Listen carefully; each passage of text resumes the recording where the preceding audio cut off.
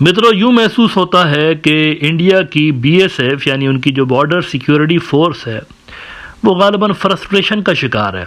उनके जो जवान हैं वो शायद फ्रस्ट्रेशन का शिकार हैं और उनकी जो फ्रस्ट्रेशन है वो उनकी एक्शंस से साफ तौर पर नज़र आती है। बांग्लादेशी सिटीजन्स को तो पहले वो टारगेट करते ही रहते थे, लेकिन अब ये हुआ है कि इन्होंने प्रेशर में आके अपने ही शहरियों को भी टारगेट करना शुरू कर दिया है। बांग्लादेश और इंडिया के बॉर्डर पर एक बड़ा अजब सा वाकया पिछले दिनों ये पेश आया कि इंडिया ने अपने ही शहरी को सिर्फ इस वजह से गोली मार दी क्योंकि वो अपने मुल्क के अंदर आना चाहता था। इलीगली वो बांग्लादेश के अंदर गए हुए थे कोई इवेंट अटेंड करने के लिए, और जब वो वहाँ से वापस आ रहे थे तो बीजेपी वालों ने तो उसको नहीं धपड़धूस किया, लेकिन खुद बीएसएफ वालों ने ही उसको गोली मार दी है। अच्छा, वो बेचारा वहाँ पर उनको समझाता रहा, उसकी वाइफ भी गालिबन साथ थी, वो उनको समझाता रहा कि भाई मैं इंडियन हूँ, मुझे जाने दीजिए इंडिया के अंदर, और ये यहाँ से इसको बोलते रहे कि नहीं तुम बांग्लादेश जाओ। तो वहाँ पर जो इंडियन शहरी था वो उनको समझाता रहा कि यार मैं बांग्लादेश कैसे जाऊँ, यहाँ पर तो मैं इवेंट अटेंड करने आया था, मेरा घर उधर है, मेरी फैमिली उधर है, मुझे जाने दीजिए वहाँ पे। जाने तो नहीं दिया, गोली मार दी। और उनकी जो बेचारी वाइफ थी उन्होंने भाग के नियर बाय बांग्लादेशी जो विलेज था उसमें पनाह ले ली, यानी अपनी ही फौज से भाग के तो नियर बाय एक गांव के अंदर चली गई और बांग्लादेशियों को मिन्नत करने लगी कि मुझे बचाइए अपनी फौज से। अच्छा, ये कोई फर्जी कहानी नहीं है, इंडिया का न्यूज़ आउटलेट देखिए NDTV. Indian man who illegally entered Bangladesh to attend event shot at border, गोली मार दी अपने बंदे को। The man identified as Akhtar Jamal Roni had entered Bangladesh to attend a religious function on Monday, officials said. An Indian man who illegally entered Bangladesh was shot by Border Security Force (BSF) at the border while he was returning to India on Tuesday. The man identified as Akhtar Jamal Roni had entered Bangladesh to attend a religious function on Monday, officials said. According to the BSF Tripura frontier, Roni was accompanied by a woman. The security forces first saw the duo approaching the border fence from the Bangladesh side. Despite multiple warnings from the officials, they attempted to breach the fencing and engaged in a fight with the security guard. झूठ बोल रहे हैं, BSF वाले झूठ बोल रहे हैं। वो अनआर्म्ड थे, निहत्थे थे, उनके हाथ में कुछ भी नहीं था, उनको गोली जानबूझ के मारी गई। और आगे वो कहते हैं कि the two even tried to snatch one of the officials pump action gun, official said. ये भी गलत बात है, वो सिर्फ ये कहना चाह रहे थे कि हमें वापस अपने घर जाने दो, उधर हमारा घर है, लेकिन बीएसएफ वाले इसरार करते रहे कि तुम इलीगली जाओ, बांग्लादेश के अंदर घुस जाओ और उधर ही सेटल हो जाओ।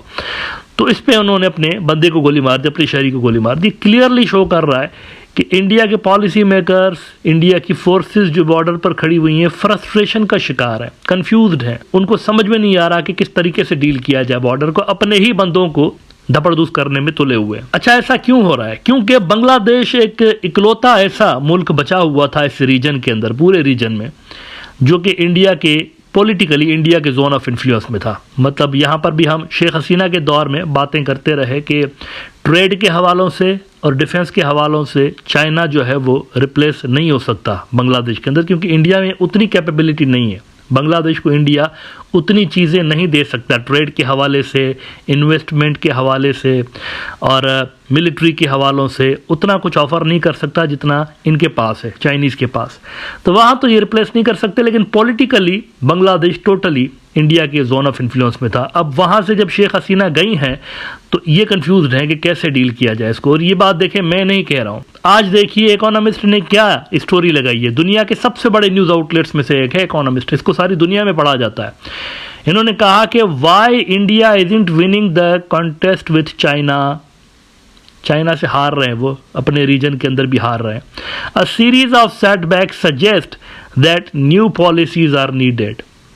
ग्लोबल एक्सपर्ट्स कह रहे हैं कि नरेंद्र मोदी साहब की जो पॉलिसीज़ हैं रीजन के हवाले से वो फेल हो रही हैं और चाइना जीत रहा है क्लियरली, तो यहाँ पर कुछ नया करना चाहिए। अच्छा, वो जो बांग्लादेश स्विंग हो चुका है चाइना की तरफ टोटली, इस पे दूसरे भी जो इंटरनेशनल न्यूज़ आउटलेट्स हैं उन्होंने भी स्टोरीज लगाना शुरू की हुई हैं। आज साउथ चाइना मॉर्निंग पोस्ट ने भी इस हवाले से बड़ी इंटरेस्टिंग एक स्टोरी लगाई है। वो कहते हैं, is India regional cloud warning over Bangladesh causing up to China, ties between India and Bangladesh have worsened in recent months over New Delhi's decision to grant shelter to ex PM Sheikh Hasina. इसका मतलब यह है कि टाइज खराब इंडिया की वजह से हुए हैं। अगर शेख हसीना वहां ना होती तो बांग्लादेश और इंडिया के भी टाइज ठीक होते।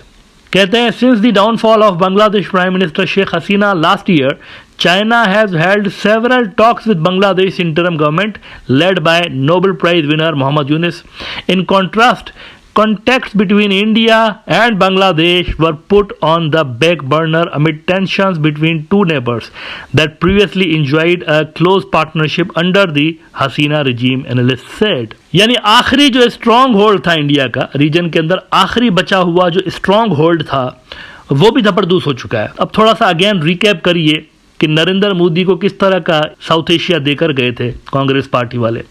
इन्होंने बैकआउट किया था सार्क में जाने का कि पाकिस्तान में सार्क हो रहा है, पाकिस्तानी आतंकी मुल्क है तो हम नहीं जाएंगे वहाँ पर, और पूरे के पूरे सार्क ने बैकआउट कर दिया था। तो ये पावर था ना, डिप्लोमेटिक पावर था ना इंडिया का, साफ तौर पर नज़र आ रहा था। सारा का सारा जो साउथ एशिया था वो इंडिया के जोन ऑफ इन्फ्लुएंस में।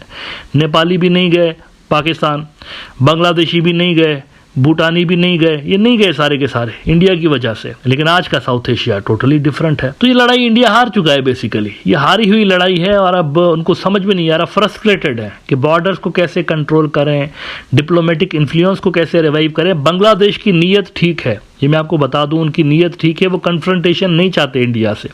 मोहम्मद यूनुस की पॉलिसीज एंटी इंडिया नहीं है, प्रो बांग्लादेश है, और इसके बाद भी जो सरकार आएगी उसकी पॉलिसीज एंटी इंडिया नहीं होंगी, प्रो बांग्लादेश होंगी। देखिए ना, इसका मिसाल मैं आपको रिसेंट दे देता हूँ। पिछले दिनों बांग्लादेशी हाई कमीशन के ऊपर हमला करवा के तो उनके अमले को वहाँ से एक तरह से मजबूर किया गया निकल जाने के लिए। अब देखिए मोहम्मद यूनुस की सरकार ने दोबारा से वो जो काउंसलेट्स बंद किए थे खोल दिए हैं और वीज़ा सर्विसेज रिज्यूम हो गई हैं वहाँ पर। इंडियन एक्सप्रेस ने रिपोर्ट किया है, Bangladesh to resume visa services from its Agartala mission starting today. The commission had suspended all its visa and consular services early December, citing a security situation. After a 2-month hiatus, the Bangladesh Assistant High Commission in Tripura's capital Agartala announced that it will resume visa and consular services from Wednesday, news agency PTI reported. तो अगर यहाँ से willingness ना होती ढाका के अंदर से कि इंडिया के साथ हमने अपने ताल्लुकात ठीक रखने हैं, अगर ये विलिंग ना होते तो ये जवाब इनफ था, मोटिव इनफ था लंबे अरसे के लिए काउंसलेट्स को बंद करने के लिए। मोटिव इनफ था कि भाई आपने हमारे ऊपर हमला कर दिया आपके लोगों ने, इसलिए हम बंद रख रहे हैं। लेकिन ऐसा नहीं हुआ। आप देखें कि उन्होंने बांग्लादेश ने खोल दिए। इसका मतलब है ये कन्फ्रंटेशन नहीं चाहते इंडिया के साथ। इंडिया के अंदर ये थिंकिंग है, पता नहीं क्यों, एक थॉट है उनके अंदर, उनके पॉलिसी मेकर्स के जहन में कि ये एंटी इंडिया हो जाएंगे, ये हमें तंग करेंगे, ये हमारे लिए प्रॉब्लम्स क्रिएट करेंगे। It's not like that. उनकी अगर डिफेंस पॉलिसीज भी पाकिस्तान और तुर्की और चाइना को ज़्यादा एक्सेप्ट कर रहे हैं तो अपनी नेशनल नीड की वजह से कर रहे हैं। India has nothing to do with that. Bangladesh असल में क्लियरली नज़र आ रहा है इंडिया के साथ अपने वर्किंग जो रिलेशन है उनको बरकरार रखना चाहता है। अब बॉल जो है वो असल में न्यू दिल्ली के कोर्ट में है कि वो दोस्ती का जवाब दोस्ती से देते हैं या कन्फ्रंटेशन की पॉलिसी बरकरार रखते हैं।